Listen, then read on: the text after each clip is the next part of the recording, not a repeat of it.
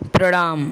आप सभी लोगों का स्वागत है मेरे चैनल रागनी सिंह में। आज मैं आप लोगों के सामने मुंशी प्रेमचंद की कहानी पूस की रात को लेकर प्रस्तुत हुई हूँ।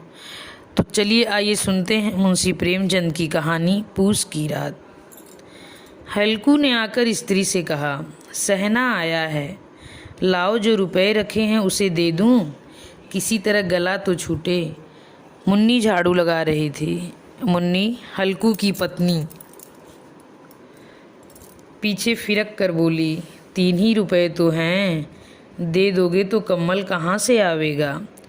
माघ पूस की रात हार में कैसे कटेगी, उससे कह दो फसल पर रुपए दे देंगे, अभी नहीं। हल्कू एक क्षण अनिश्चित दशा में खड़ा रहा। पूस सिर पर आ गया। कम्मल के बिना हार में रात को वह किसी तरह नहीं सो सकता, मगर सहना मानेगा नहीं। घुड़कियाँ जमावेगा, गालियाँ देगा, बला से जाड़ों मरेंगे, बला तो सिर से टल जाएगी। यह सोचता हुआ वह अपना भारी भरकम डील लिए हुए, जो उसके नाम को झूठ सिद्ध करता था, स्त्री के समीप आ गया और खुशामद करके बोला, ला दे दे, बला तो छूटे, कम्मल के लिए दूसरा उपाय सोचूंगा। मुन्नी उसके पास से दूर हट गई और आंखें तैरते हुए बोली, कह चुके दूसरा उपाय, जरा सुनूं, कौन उपाय करोगे। कोई खैरात दे देगा कम्मल, न जाने कितनी बाकी है जो किसी तरह चुकने ही नहीं आती। मैं कहती हूँ तुम क्यों नहीं खेती छोड़ देते, मर मर काम करो, उपज हो तो बाकी दे दो। चलो छुट्टी हुई, बाकी चुकाने के लिए ही तो हमारा जन्म हुआ है, पेट के लिए मजूरी करो। ऐसी खेती से बाज आए, मैं रुपए न दूंगी न दूंगी। हल्कू उदास होकर बोला, तो क्या गाली खाऊं। मुन्नी ने तड़प कर कहा, गाली क्यों देगा, उसका राज है। मगर यह कहने के साथ ही उसकी तनी हुई भवें ढीली पड़ गईं। हल्कू के उस वाक्य में जो कठोर सत्य था, मानो एक भीषण जंतु की भांति उसे घूर रहा था। उसने जाकर आले पर से रुपए निकाले और लाकर हल्कू के हाथ पर रख दिए।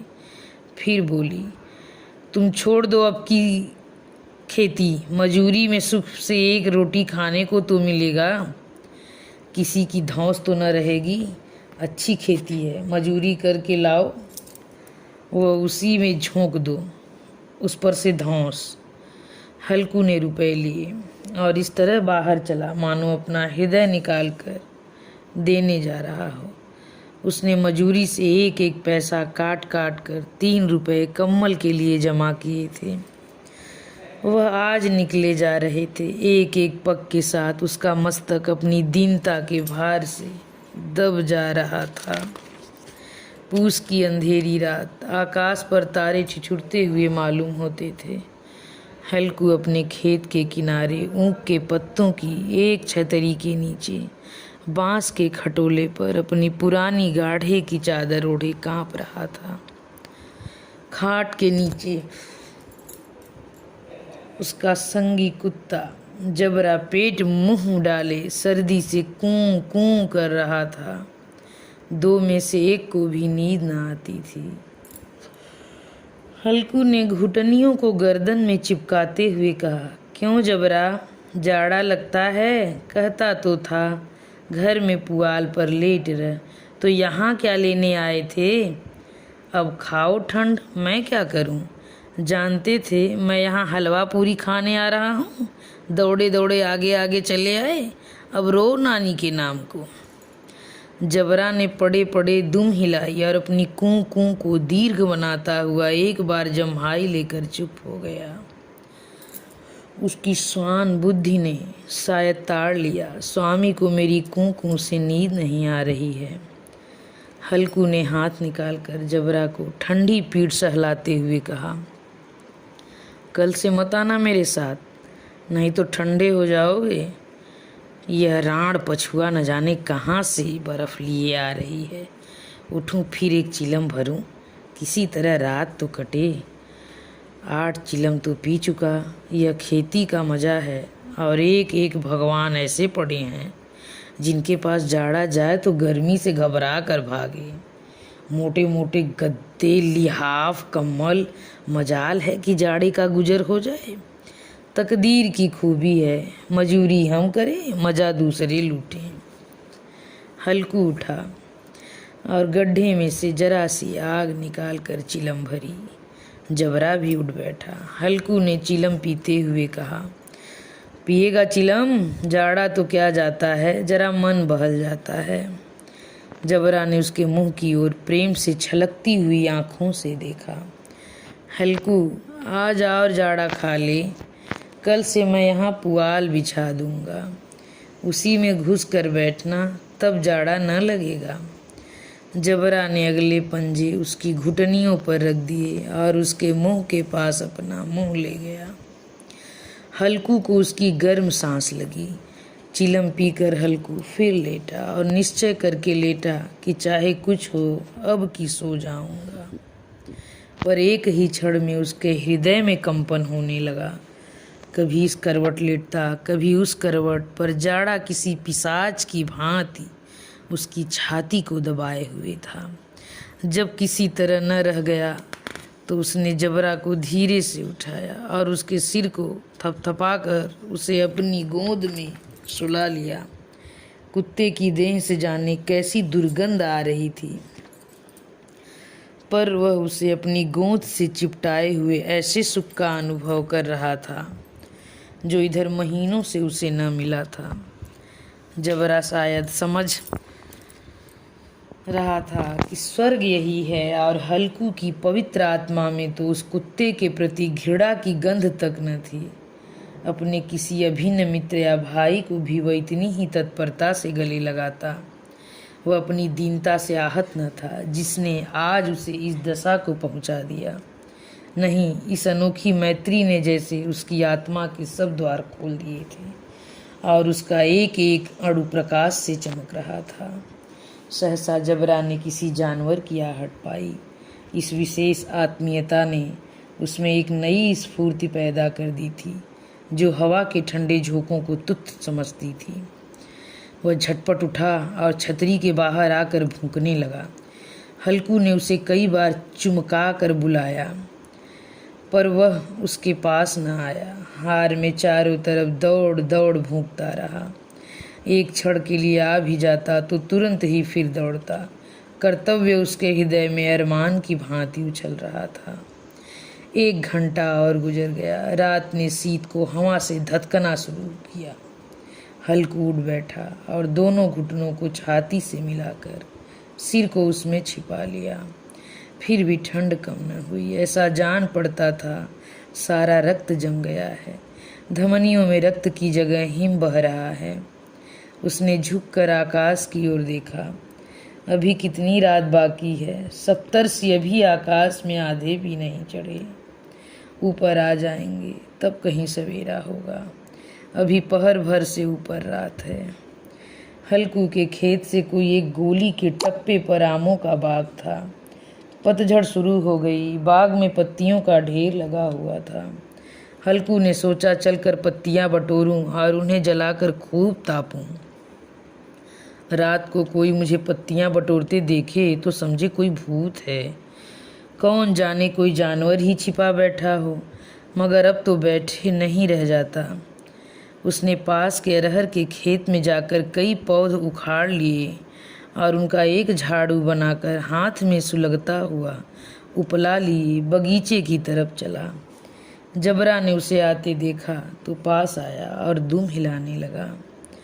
हल्कू ने कहा, अब तो नहीं रह जाता जबरू, चलो बगीचे में पत्तियां बटोर कर तापें। टाटे हो जाएंगे तो फिर आकर सोएंगे। अभी तो रात बहुत है। जबरा ने कूं कूं करके सहमति प्रकट की और आगे आगे बगीचे की ओर चला। बगीचे में खूब अंधेरा छाया हुआ था और अंधकार में निर्दय पवन पत्तियों को कुचलता हुआ चला जाता था। वृक्षों की ओस की बूंदें टप टप नीचे टपक रही थी। एकाएक एक झोंका मेहंदी के फूलों की खुशबू लिए हुए आया। हल्कू ने कहा, कैसी अच्छी महक आई जबरू, तुम्हारी नाक में भी सुगंध आ रही है। जबरा को कहीं जमीन पर एक हड्डी पड़ी मिल गई। उसे निचोड़ रहा था। हल्कू ने आग जमीन पर रख दिया और पत्तियां बटोरने लगा। जरा देर में पत्तियों का एक ढेर लग गया। हाथ ठिठुरे जाते थे, नंगे पांव गले जाते थे और वह पत्तियों का पहाड़ खड़ा कर रहा था। इसी अलाव में वह ठंड को जलाकर भस्म कर देगा। थोड़ी देर में अलाव जल उठा। उसकी लौ ऊपर वाले वृक्ष की पत्तियों को छू छू कर भागने लगी। उस स्थिर प्रकाश में बगीचे के विशाल वृक्ष ऐसे मालूम होते थे मानो उस अथाह अंधकार को अपने सिरों पर संभाले हुए हों। अंधकार के उस अनंत सागर में यह प्रकाश एक नौका के समान हिलता मचलता हुआ जान पड़ता था। हल्कू अलाव के सामने बैठा आग ताप रहा था। एक क्षण में उसने दोहरे उतार कर बगल में दबा ली और दोनों पांव फैला दिए मानो ठंड को ललकार रहा हो। तेरे जी में आए जो सो कर। ठंड की असीम शक्ति पर विजय पाकर वह विजय गर्व को हृदय में छिपा न सकता था। उसने जबरा से कहा, क्यों जब्बर, अब ठंड नहीं लग रही है? जब्बर ने कूं कूं करके मानो कहा, अब क्या ठंड लगती ही रहेगी? पहले से यह उपाय न सूझा? नहीं इतनी ठंड क्यों खाते? जबरा ने पूंछ हिलाई। अच्छा आओ इस अलाव को कूद कर पार करें, देख कौन निकल जाता है। अगर जल गए बच्चा तो मैं दवा न करूँगा। जबरा ने उस अग्निराशि की ओर कातर नेत्रों से देखा। मुन्नी से कल न कह देना, नहीं तो लड़ाई करेगी। यह कहता हुआ वह उछला और अलाव के ऊपर से साफ निकल गया। पैरों से जरा लपट लगी पर वह कोई बात न थी। जबरा आग के गिर्द घूमकर उसके पास आ खड़ा हुआ। हल्कू ने कहा, चलो चलो इसकी सही नहीं, ऊपर से कूद कर आओ। वह फिर कूदा और अलाव के इस पार आ गया।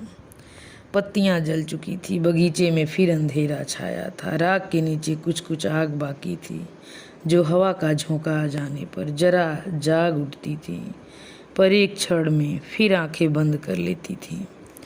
हल्कू ने फिर चादर ओढ़ ली और गर्म राख के पास बैठा हुआ एक गीत गुनगुनाने लगा। उसके बदन में गर्मी आ गई थी, पर ज्यों-ज्यों शीत बढ़ती जाती थी उसे आलस से दबाए लेता था। जबरा जोर से भौंक कर खेत की ओर भागा। हल्कू को ऐसा मालूम हुआ कि जानवरों का एक झुंड उसके खेत में आया है। शायद नीलगायों का झुंड था। उनके कूदने दौड़ने की आवाज़ें साफ कान में आ रही थीं।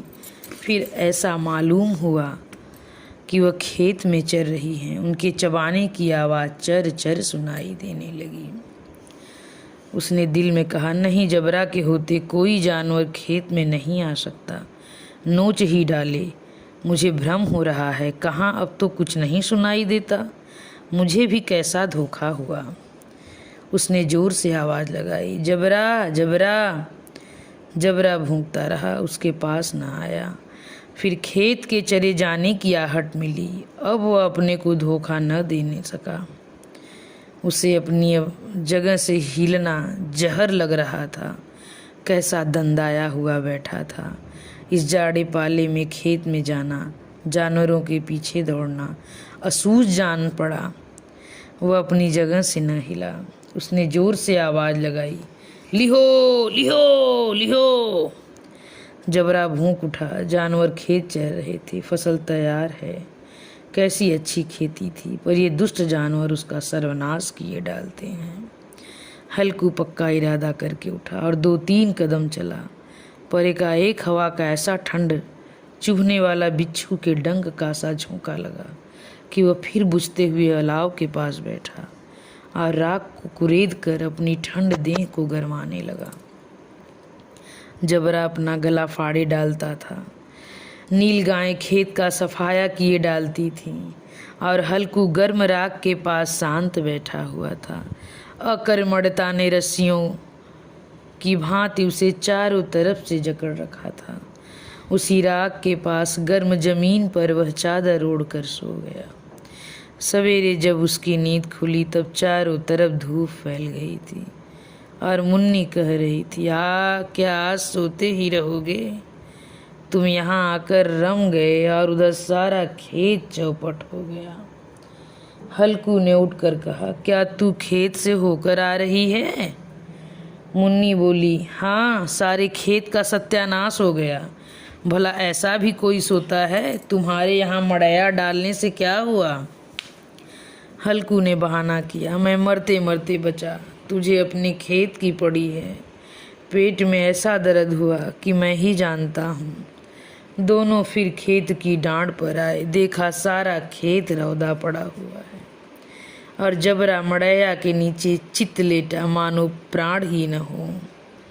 दोनों खेत की दशा देख रहे थे। मुन्नी के मुख पर उदासी छाई थी, पर हल्कू प्रसन्न था। मुन्नी ने चिंतित होकर कहा, रात अब मजूरी करके मालगुजारी भरनी पड़ेगी।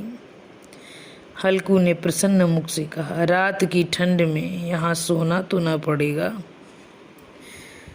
इसी के साथ मुंशी प्रेमचंद की ये कहानी पूस की रात समाप्त हुई है। अगर आप लोगों को मेरी यह कहानी पसंद आई हो तो कृपया मेरे चैनल को सब्सक्राइब और लाइक ज़रूर करिएगा। धन्यवाद।